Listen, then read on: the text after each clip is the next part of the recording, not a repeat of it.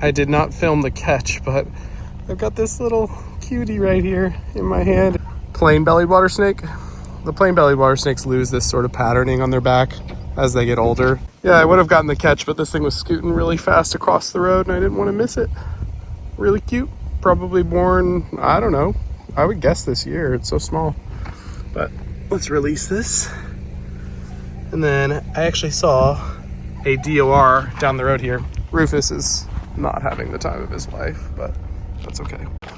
Let's go check out this DOR that's right here. Not sure what it is, but check this out. There's a snake right here. Oh, I think it's a copperhead. Yeah. Right here, a little, oh, copperhead right there. Definitely dead. Probably hit last night. We have a snake, guys. Oh, unfortunately, it's a DOR. A western diamondback rattlesnake. It's been clipped on the head. Yeah, it's a bit of a shame. I think that the car right in front of me actually hit that snake because it looked like it was just hit. It's so unfortunate, but it happens. Well, just got out of my car and walked down to the stream. Got our first snake of the night. Little plain-bellied water snake sitting here hunting in the shallows. Now we saw the baby version of this earlier whenever I was day cruising with Rufus. And here is a young adult version.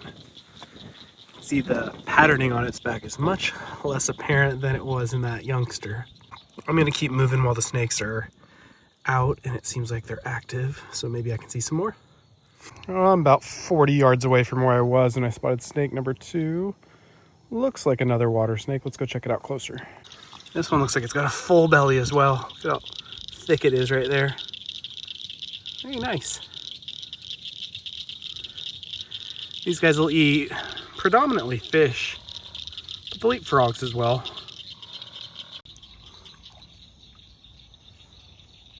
Got a leopard frog right here. Not gonna get too much closer than this, but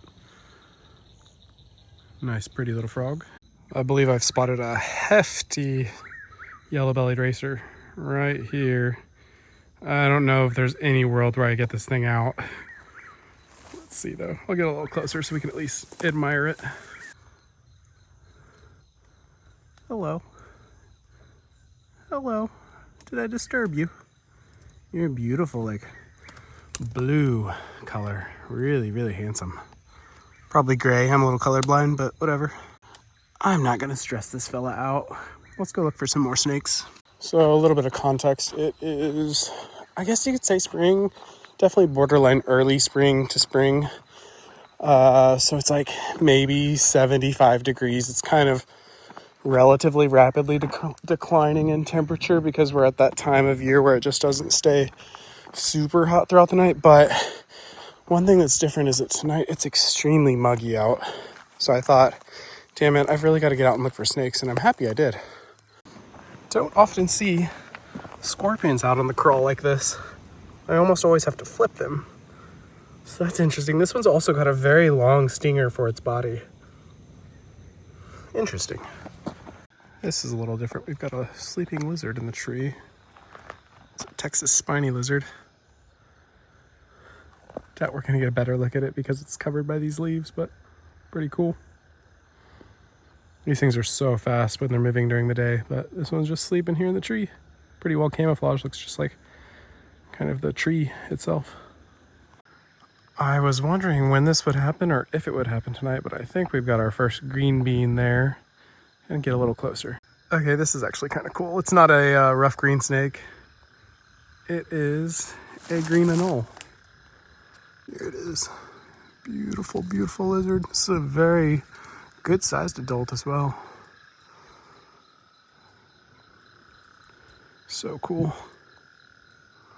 We've got a snake. There's just no way I'm gonna be able to get to it. Right in there. I think it's a racer. I'm gonna see if I can get a little closer to figure it out. Got a lot closer and confirmed we've got another yellow-bellied racer. See if I can get a little better lighting on it. I don't think we'll be able to see the face of this one, but much smaller individual, but still has that adult coloring. When they're juveniles and hatchlings, they've got a pretty cool patterning actually, but that just fades as they become adults.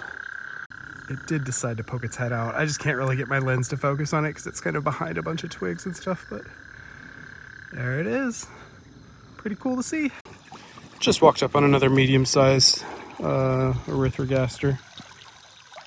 This one hasn't quite noticed me. You can tell it's like on the hunt for something, sniffing around with its tongue. Oh no, you went the wrong way, sir. The sounds tonight are just insane as I'm speaking over them. Yeah, what an amazing night to be out in nature. I'm not at all mad with what we've seen tonight. I am, however, anytime I come out at night like this, like, I'm dying to see a coral snake, so my eyes are peeled for the red, black, and yellow stripes, the little candy cane. We don't have those stripes that I spoke about, but just feet ahead from where I was just saying that, we've got this goober, another plain-bellied water snake. This one looks like it might be the largest one we've seen. I love when I just get to see snakes like this. So darn cool. Totally geeking out. This thing looks like it's been having a pretty successful little hunt as well. Oh no, it's spooked. I don't think it really sees me. I'm scared it's going to just bolt right at me and then freak out. Let's see what happens. All right, I'm just gonna leave this one alone and see if it will go back to its resting position. Got a pretty decent sized plain belly hanging out right there. I only see I think that's the back half of its body. I think its head's on the other side of that log. Might poke around and see if I can just get a little better view at it. And actually, I just looked around and I see the second one. There's its body right there. And it is coming towards this pile of brush. Okay, there's its head. And I think that the second one is right back there. There's three of them. Holy cow. This is pretty darn cool.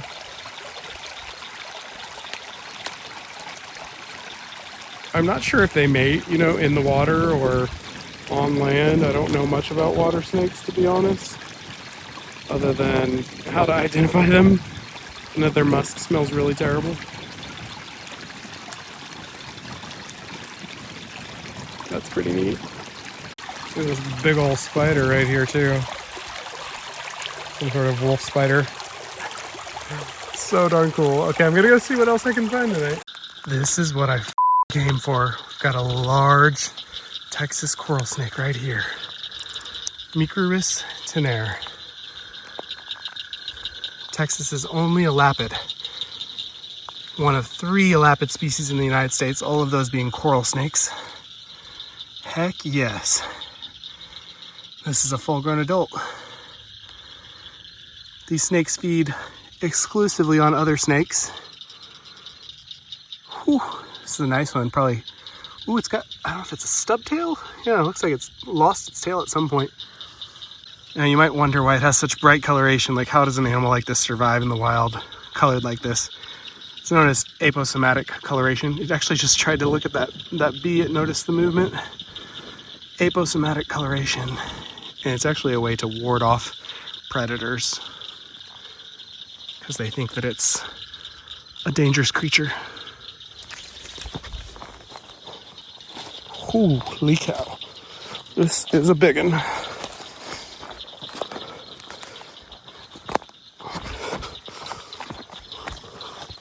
This creature has no fear. I just, removed it from its environment, brought it out to this open rock cut, just so we could enjoy it a bit more. And it's just right back to itself. I expected it to be spazzing out, scared, typical behavior, but no, this thing's out on a mission. The venom from these snakes acts a lot different than that of like a rattlesnake or a cottonmouth or a copperhead, which you see a lot more pit vipers in the United States. and their venom tends to be hemotoxic. There are some instances where there's a bit of neurotoxin involved. Generally, I think of like cases of timber rattlesnakes that people have said that, or even, I think it was like Caveman Rob was saying something about the Sopak rattlesnake, Southern Pacific rattlesnake, causing him to experience symptoms that would be typical of a neurotoxic venom. And yeah, so my point is that this snake has neurotoxic venom, and they'll latch onto their prey. Like I said, that would be a snake. And this thing's getting pretty close to me. And hold on until that venom starts to take effect and its prey just loses all of its, sorry, I'm just so geeked I can't talk. Its prey just loses its ability to fight back anymore, and then the snake just swallows it. It's crazy. I was sitting at home and my partner's stomach was bothering him. One of the dogs just had an accident, the new puppy, and I was like, man, I should just stay home. But then I talked out loud to my partner. I was like, it's so humid out. I really want to get out. I feel like I might see something, and heck yes, I did it. This is the holy grail for me. Like, this is my favorite snake in all of Texas, and it's got to be one of my favorites in the United States, you know? They're just so pretty. And the fact that we only have this as the only elapid species is what makes it even more unique, you know? When you go herping in Southeast Asia, everything you pick up is an elapid, so it's not as exciting, I suppose. But wow, I can't get over how beautiful it is, and how this one's just searching around these crevices looking for anything to eat. So darn cool. I really could observe this snake all night, like just sit here and follow it and see what it does. It's insane to me that it's so unfazed by my presence. It feels me here. Like, I'm not being the most stealthy individual. I'm so excited I can't do that, you know? But it is completely unfazed that I'm here. It has a one-track mind right now. It says, give me food. We're gonna let it wander off now. See where it decides to go.